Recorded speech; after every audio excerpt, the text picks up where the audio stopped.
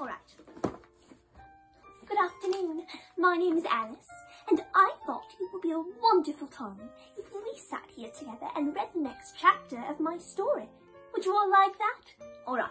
Well, let's get our tea right here. Cheers. And let's begin. Alright. Chapter 2. The Pool of Tears. Curiouser and curiouser, I cried. I was so surprised that for the moment I quite forgot how to speak good English. Now I'm opening out like the largest telescope that there ever was. Goodbye, feet. For when I looked down at my feet, they seemed almost out of sight. They were getting so far off. Oh, my poor little feet. I wonder who will put shoes on stockings on you now, dears. I'm sure I shan't be able. I shall be a great deal too far off to trouble myself without you. You must manage the best way you can. But I must be kind to them, I thought, or perhaps they won't walk the way I want them to go. Let me see. I'll give them a new pair of boots every Christmas. And then I went on planning to myself how I would manage to get to it. They must go by carrier, I thought. And how funny will it seem sending presents to one's own feet? And how odd the directions will look. Alice's right foot, Esquire. Hearthrug near the fender, with Alice's love. Oh dear, what nonsense I'm talking. Just at this moment my head struck against the roof in the hall. In fact, I was now more rather than 9 feet high, and at once took up the little golden key and hurried to the garden door.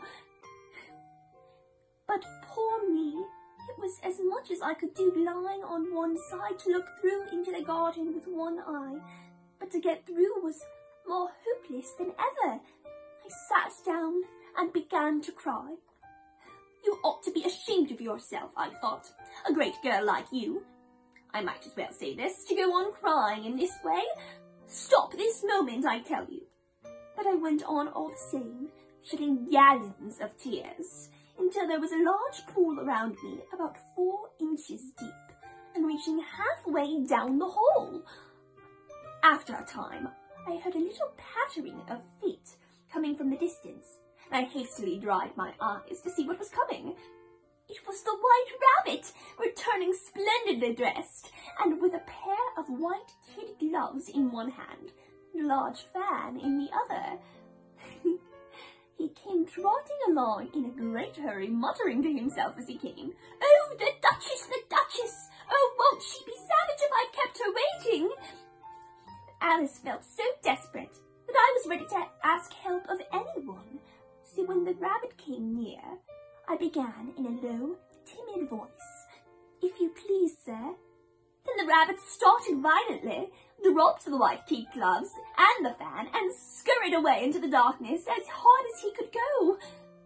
I took up the fan and the gloves, and as the hall was very hot, kept fanning myself all the time as I went on talking.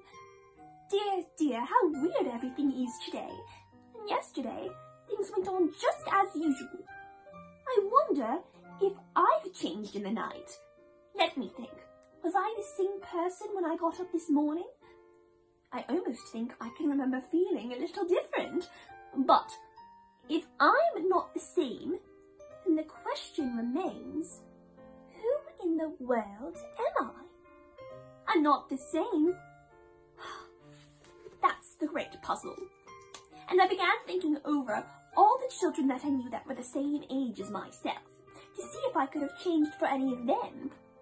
I'm sure I am not Ada, I said, for her hair goes in long ringlets, and mine doesn't go in any ringlets at all. And I'm sure I can't be Mabel, for I know all sorts of things, and she knows very little at all. Besides, she's she, and I'm I, and oh dear, how puzzling it all is. I'll try to see if I know all the things I used to know. Let me see. 4 times 5 is 12, and 4 times 6 is 13, and 4 times 7 is... Oh dear, I shall never get to 20 at this rate. However, the multiplication table doesn't signify.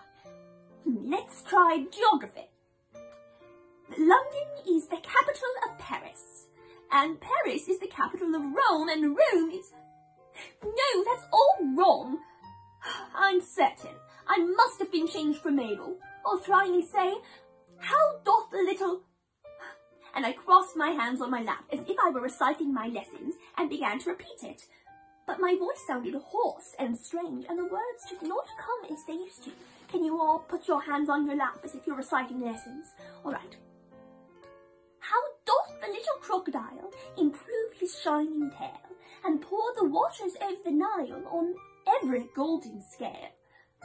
Cheerfully he seems to grin, how nearly he spreads his claws and welcomes little fishes in with gently smiling paws. I'm sure those are not the right words, I thought, and my eyes filled up with tears again as I went on. I must be Mabel after all, and I shall have to go and live in that poky little house, and have next to no toys to play with, and ever so many lessons to learn. No, I've made up my mind about it. If I'm Mabel, I'll stay down here. It'll be no use their putting their heads down and saying, come up again, dear. I shall only look up and say, who am I then? Tell me first, and then, if I like being that person, I'll come up. If not, I'll stay down here till I'm somebody else. I do wish they would put their heads down. I'm so very tired of being alone down here. As I said this, I looked down at my hands and was surprised to see that I had put on one of the White Rabbit's kid gloves while I was talking. How could I have done that? I thought. I must be growing small again. I shot up and went to the table to measure myself by it, and found that, as nearly as I could guess, I had grown small again. I was only about 2 feet high and was going on shrinking rapidly. I soon found out that the cause of this was the fan I was holding, and I dropped it hastily, just in time to save myself from shrinking away altogether. Oh, that was a narrow escape, I thought. A good deal frightened at the sudden change, but very glad to find myself still in existence. And now for the garden! I ran down with all my speed back to the little door, but alas, the little door was shut again, and the little golden key was lying on the glass table as before. And things are worse now than ever, I thought, for never was I so small as this before, never, and I declare it's too bad that it is. As I said these words, my foot slipped, and in another moment, splash! I was up to my chin in salt water. My first idea is that I'd somehow fallen into the sea, and in that case, I can go back by railway, I said to myself. I had been to the seaside once in my life, and had come to the general conclusion that whenever you go to the English coast, you find a number of bathing machines in the sea, some children digging in the sand with wooden spades, and then a row of lodging houses, and behind them a railway station. However, I soon made out that I was in a pool of tears which I had wept when I was 9 feet high. I wish I hadn't cried so much, I thought as I swam about, trying to find my way out. I shall be punished for it now, I suppose, by being drowned in my own tears. That will be a weird thing, to be sure. However, everything is weird today. Just then, I heard something splashing about in the pool, a little way off, and I swam nearer to make out what it was.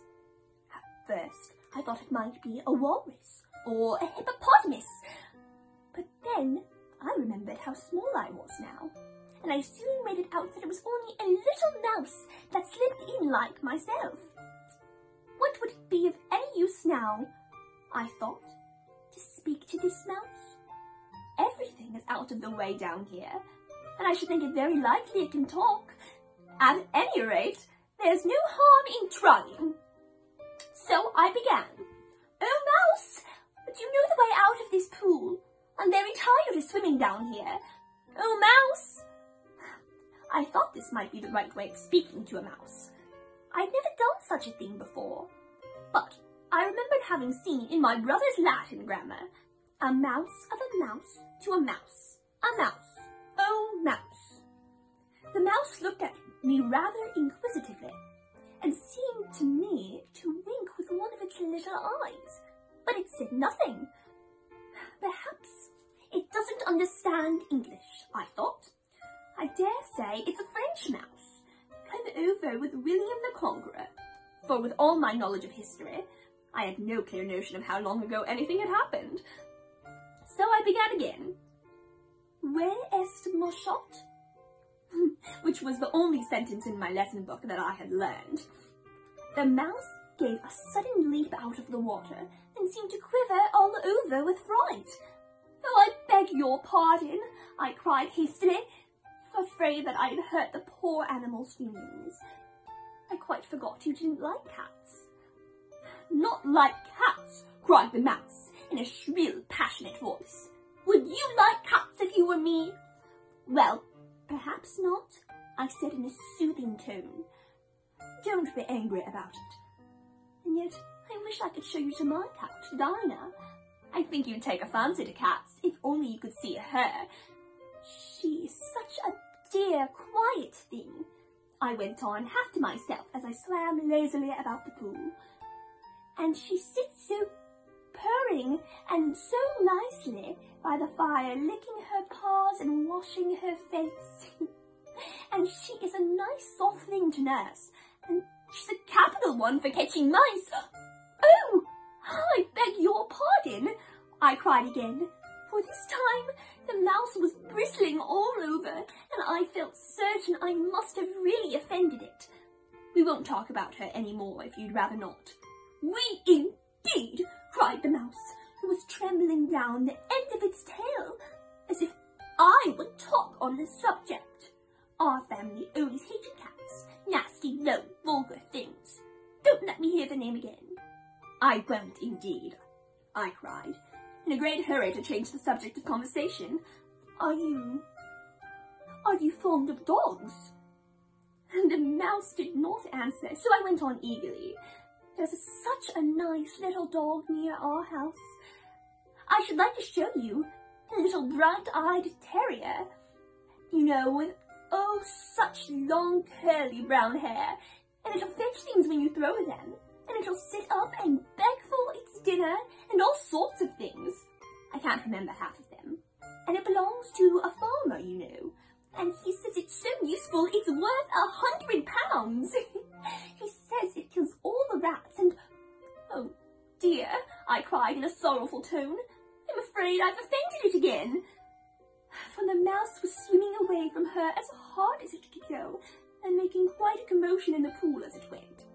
So I called softly after it, "Mouse dear, do come back again, and we won't talk about cats or dogs either if you don't like them." When the mouse heard this, it turned round and swam slowly back to her.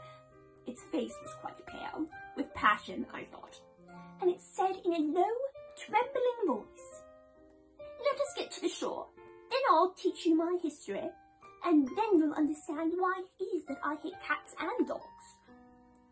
It was high time to go, for the pool was getting quite crowded with birds and animals that had fallen into it. There was a duck, and a dodo, a lory, and an eaglet, and several other curious creatures. I led the way, and the whole party swam to shore. And that is the end of chapter 2. I hope you enjoyed my story. Come join us again next week for chapter 3.